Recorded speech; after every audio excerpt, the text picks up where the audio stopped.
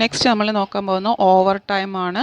ഒരു ഓർഗനൈസേഷനിൽ normally working hours per day അല്ലെങ്കിൽ പെർ വീക്ക് ഇതൊക്കെ നമ്മൾ ഓൾറെഡി ഫിക്സ് ചെയ്തിട്ടുണ്ടാവും. ഓർഗനൈസേഷൻസ് ഫിക്സ് ചെയ്തിട്ടുണ്ടാവും.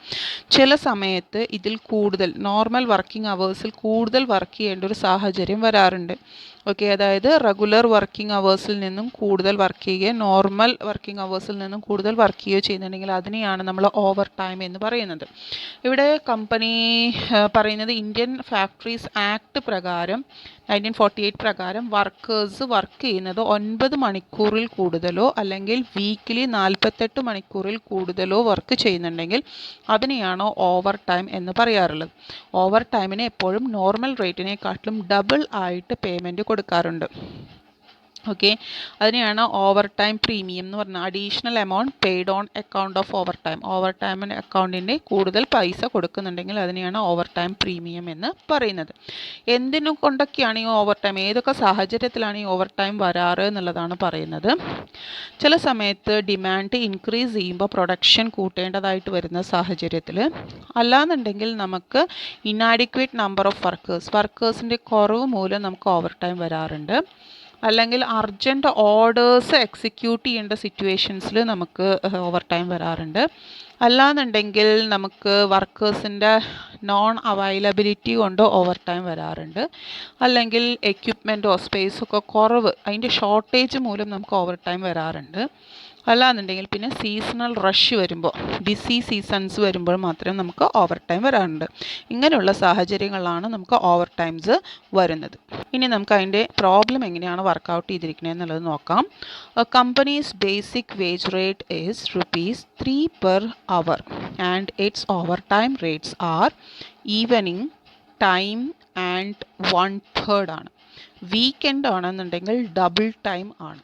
During the previous year, the following hours were worked. 1/3 എന്ന് പറയുന്നത് 2,20,000 hours ആണ്. ടൈം പ്ലസ് എന്ന് പറയുന്നത് 20,000 ആണ്. ഡബിൾ ടൈം എന്ന് പറയുന്നത് 10,000 ആണ്. The following times have been worked on these jobs. അപ്പോൾ ജോബ് എക്സ് വൈ സെഡ് 3 കേസാണ് പറയുന്നത്. അതിൽ നോർമൽ ടൈം എന്ന് പറയുന്നത് ജോബ് എക്സിൻ്റെ 3,000 അവേഴ്സ്, ജോബ് വൈയുടെ 5,000 അവേഴ്സ്, ജോബ് സെഡിൻ്റെ 4,000 അവേഴ്സ്. ഈവനിങ് ഓവർ ടൈം ചെയ്തിരിക്കുന്നത് job X 300 hours, job Y 600 hours, job Z 1,050 hours. Weekend over time ചെയ്തിരിക്കുന്നത് job X 100, job Y 50 and job Z 300 hours. You are required to calculate the labor cost chargeable to each job in each of the following circumstances. First one, where overtime is worked regularly throughout the year as company policy due to labor shortage. അപ്പോൾ labour shortage കൊണ്ട് നമുക്ക് over time ചെയ്യേണ്ടതായിട്ട് വന്നിട്ടുണ്ട് regular ആയിട്ട് എന്ന് പറഞ്ഞിട്ടുണ്ട്, ആ year മുഴുവനായിട്ട് എന്ന് പറഞ്ഞിട്ടുണ്ട്. Then overtime is worked irregularly to meet the spasmodic production requirement. Okay, spasmodic production requirement meet ചെയ്യാൻ വേണ്ടിയിട്ട് ഇറഗുലർലി ആണ് വർക്ക് ചെയ്തിരിക്കുന്നത്. അതുകൊണ്ട് അവിടെ എന്ത് വന്നിട്ടുണ്ട്, ഓവർ ടൈം വന്നിട്ടുണ്ട് എന്ന് പറഞ്ഞിട്ടുണ്ട്. അതുപോലെ തന്നെ where overtime is worked specially at the customers request to expedite delivery. Okay, കസ്റ്റമേഴ്സിൻ്റെ റിക്വസ്റ്റ് മെറ്റ് ചെയ്യാൻ വേണ്ടിയിട്ട് അവിടെ ഓവർ ടൈം വർക്ക് ചെയ്തിട്ടുണ്ട് എന്ന് പറഞ്ഞു. ഈ 3 സിറ്റുവേഷൻസിലാണ് നമ്മൾ എങ്ങനെയാണ് വർക്കൗട്ട് ചെയ്യേണ്ടത് എന്നുള്ളതാണ് പറയുന്നത്. അപ്പോൾ ആദ്യം നമ്മൾ എങ്ങനെയാണ് ഓരോ ടൈമിനും, ഇവിടെ ക്വസ്റ്റ്യനിൽ തന്നിട്ടുണ്ട് നോർമൽ റേറ്റ് എന്ന് പറയുന്നത് എത്രയാണ്, ബേസിക് വേജ് റേറ്റ് എന്ന് പറയുന്നത് ₹3 പെർ അവറിന് എന്ന് പറഞ്ഞിട്ടുണ്ട്. ഈവനിങ് ആവുമ്പോൾ അത് ആ ടൈമിൻ്റെ 1/3 കൂടി അതിനോടൊപ്പം ആഡ് ആവും എന്ന് പറഞ്ഞിട്ടുണ്ട്. വീക്കെൻഡിലാണെന്നുണ്ടെങ്കിൽ അത് ഡബിൾ ടൈമിൻ്റെ ഡബിൾ ആയിരിക്കും നമ്മൾ ഓവർ ടൈമിന് ചാർജ് കൊടുക്കേണ്ടി വരിക എന്ന് പറഞ്ഞിട്ടുണ്ട്. അപ്പോൾ ബേസിക് റേറ്റ് എന്ന് പറയുന്നത് നമ്മൾ ₹3 പെർ അവർ എഴുതി. ഈവനിങ് ഓവർ ടൈം എന്ന് പറയുമ്പോൾ 3 + 1/3 of 3 ആണ് വരിക. അപ്പോൾ ₹4 പെർ അവർ വരും. ദെൻ വീക്കെൻഡ് ഓവർ ടൈം എന്ന് പറയുന്നത് ടൈമിൻ്റെ ഡബിൾ ആണെന്ന്, നോർമൽ റേറ്റിൻ്റെ ഡബിൾ ആണെന്ന് പറഞ്ഞിട്ടുണ്ട്. അപ്പോൾ 3 × 2 ആണ് വരിക, 6 റുപ്പീസാണ് വരിക. ഇങ്ങനെയാണ് നമ്മളുടെ റേറ്റ് വരുന്നത്. ഇനി ആനുവൽ വേജസ് എങ്ങനെയാണ് പ്രീവിയസ് ഇയറിൽ വന്നിരിക്കുന്നത് എന്നുള്ളതാണ് നോക്കുന്നത്. അവിടെ നമ്മൾ നോർമൽ ടൈം കമ്പനി മൊത്തമായിട്ട് 2,20,000 അവേഴ്സ് വർക്ക് ചെയ്തിട്ടുണ്ടെന്ന് പറഞ്ഞു. ഈവനിങ് ഓവർ ടൈം എന്ന് പറയുന്നത് 20,000 അവേഴ്സാണെന്ന് പറഞ്ഞിട്ടുണ്ട്. വീക്കെൻഡ് ഓവർ ടൈം എന്ന് പറയുന്നത് 10,000 അവേഴ്സാണെന്ന് പറഞ്ഞിട്ടുണ്ട്. ദെൻ ഇവിടെ എന്താണ് ഉദ്ദേശിക്കുന്നത് വെച്ചാൽ നോർമൽ ടൈം എന്ന് പറയുമ്പോൾ നോർമൽ റേറ്റ് കൊണ്ടാണ് മൾട്ടിപ്ലൈ ചെയ്തിരിക്കുന്നത്. അപ്പോൾ 2,20,000 × 3 ചെയ്യുമ്പോൾ നമുക്ക് 6,60,000 കിട്ടും. ഈവനിങ് ഓവർ ടൈം എന്ന് പറയുന്നത് 20,000 അവേഴ്സാണെന്ന് പറയുന്നത് അതിൻ്റെ റേറ്റ് എന്ന് പറയുന്നത് 4 per hour ആണ്. അപ്പോൾ നമ്മൾ 20,000 × 4 ചെയ്യുമ്പോൾ 80,000 കിട്ടും. വീക്കെൻഡ് ഓവർ ടൈം എന്ന് പറയുന്നത് 10,000 അവേഴ്സാണ് അതിൻ്റെ റേറ്റ് എന്ന് പറയുന്നത് 6 ആണ്. മൾട്ടിപ്ലൈ ചെയ്യുമ്പോൾ നമുക്ക് 60,000 കിട്ടും. അപ്പോൾ ടോട്ടൽ കമ്പനി പ്രീവിയസ് ഇയറിൽ വർക്ക് ചെയ്തിരിക്കുന്ന 2,50,000 അവേഴ്സാണ്. കോസ്റ്റ് എന്ന് പറയുന്നത് 8 lakhs ആണ്. അപ്പോൾ അതിൻ്റെ ആവറേജ് ലേബർ കോസ്റ്റ് നമ്മൾ കാണുകയാണ് ചെയ്യുന്നത്. അപ്പോൾ ആവറേജ് ലേബർ കോസ്റ്റ് എന്ന് പറയുന്നത് 8 lakh ഡിവൈഡഡ് ബൈ 2,50,000 ആണ് വരിക. അപ്പോൾ നമുക്ക് ആവറേജ് കോസ്റ്റ് പെർ അവർ കിട്ടും 3.20 per hour.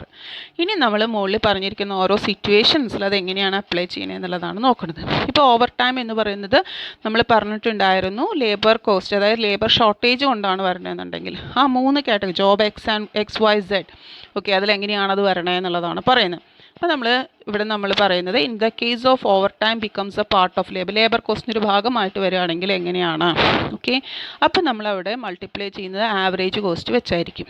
അപ്പോൾ ആവറേജ് കോസ്റ്റ് വെച്ച് ചെയ്യുമ്പോൾ ജോബ് X എന്ന് പറയുമ്പോൾ അവിടെ ടോട്ടൽ നോക്കിയേ normal time 3,000, evening over time 300, weekend over time 100.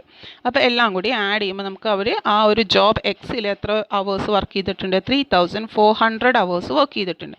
അപ്പോൾ 3,400 അവേഴ്സ് ഇൻറ്റു 3.20 പറയുമ്പോൾ നമുക്ക് 10,880 ആണ് അവർക്ക് വരുന്ന ലേബർ ചാർജ് അല്ലെങ്കിൽ വേജസ് ഓക്കെ. ജോബ് വൈയുടെ കേസിൽ വരുമ്പോൾ അതേ തന്നെ 5,000 നോർമൽ ടൈമാണ്. ഈവനിങ് ഓവർ ടൈം 600 അവേഴ്സാണ്. വീക്കെൻഡ് ഓവർ ടൈം 50 അവേഴ്സാണ്. ടോട്ടൽ ചെയ്യുമ്പോൾ 5,650 വരും. ദെൻ ഇൻറ്റു 3.20 ചെയ്യുമ്പോൾ നമുക്ക് 18,080 വരും ഓക്കെ. ഇനി ജോബ് സെഡിൻ്റെ കേസാണ് പറയുന്നത്. ജോബ് സെഡ് അവിടെ എന്താ നോർമൽ വർക്കിംഗ് ടൈം എന്ന് പറയുന്നത് 4,000. ദെൻ ഈവനിങ് ഓവർ ടൈം എന്ന് പറയുന്നത് 1,050 ആണ്. വീക്കെൻഡ് ഓവർ ടൈം എന്ന് പറയുന്നത് 300 ആണെന്ന് പറഞ്ഞു. അപ്പോൾ 5,350 അവേഴ്സാണ് വർക്ക് ചെയ്തിരിക്കുന്നത്. ഇൻറ്റു നമ്മളുടെ ആവറേജ് ലേബർ കോസ്റ്റ് 3.20 മൾട്ടിപ്ലൈ ചെയ്യുമ്പോൾ നമുക്ക് 17,120 വരും. ഇതാണ് ഈ ഒരു മെത്തേഡിൽ ചെയ്യുമ്പോൾ. ഇനി സെക്കൻഡ് സിറ്റുവേഷൻ എന്ന് പറഞ്ഞു ഓവർ ടൈമിനെ ട്രീറ്റ് ചെയ്യുന്നത് item of production over head ആയിട്ടാണെന്നുണ്ടെങ്കിൽ എങ്ങനെയാണ് നമ്മൾ ട്രീറ്റ് ചെയ്യേണ്ടത് എന്നുള്ളതാണ് പറഞ്ഞത്. എല്ലാ ജോബും ചാർജ് ചെയ്യുന്നത് നോർമൽ റേറ്റിലായിരിക്കും. അതിന് സ്പെഷ്യൽ കൺസിഡറേഷൻസ് ഒന്നും ഉണ്ടായിരിക്കില്ല. ഓവർ ടൈം അങ്ങനെയൊന്നുമില്ല. നമ്മൾ പ്രൊഡക്ഷൻ്റെ ഭാഗമായിട്ടായതുകൊണ്ട് അതിനെ നമ്മൾ നോർമൽ റേറ്റിൽ തന്നെയാണ് ട്രീറ്റ് ചെയ്യുക. അങ്ങനെ വരുമ്പോൾ ജോബ് Xയിൽ നമ്മൾ 3,400 അവേഴ്സാണെന്ന് പറഞ്ഞു. ഇൻറ്റു 3 നോർമൽ റേറ്റ് 3 ആണ്. ഇൻറ്റു 3 ചെയ്യുമ്പോൾ നമുക്ക് 10,200 വരും. ജോബ് വൈയുടെ കേസ് വരുമ്പോൾ ടോട്ടൽ വർക്ക്ഡ് അവേഴ്സ് എന്ന് പറയുന്നത് 5,650 ആണ്. അപ്പോൾ 5,650 ഇൻറ്റു 3 ചെയ്യുമ്പോൾ നമുക്ക് 16,950 വരും. ദെൻ ജോബ് സെഡിൻ്റെ കേസ് വരുമ്പോഴും 5,350 ആണ്. ഇൻറ്റു 3 ചെയ്യുമ്പോൾ 16,050 വരും.